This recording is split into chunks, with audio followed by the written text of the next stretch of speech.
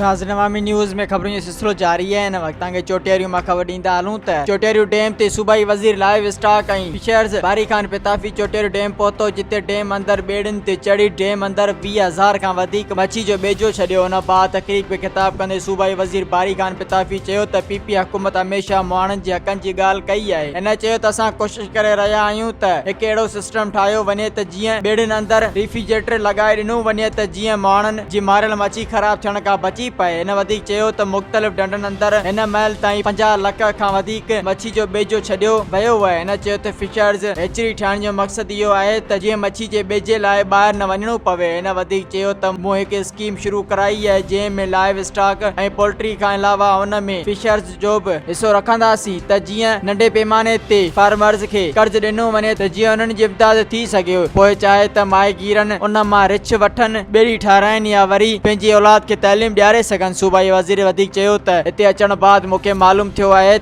हिते काफ़ी डंडुनि ते बासरनि जा कब्ज़ा थियल आहिनि। हिननि खिलाफ़ लिखत में मालूमात ॾिनी वञे, हिननि खिलाफ़ कार्रवाई करे कब्ज़ा ख़ाली कराया वेंदा। उन मौके ते फिशिज फोक फोरम सांगड़ जे सदर रसूल बख्श मला पिण खिताब कयो। मज़ीद खबरों और तफसीलात के लिए विजिट करें हमारी वेबसाइट www.awamiNewsHD.com।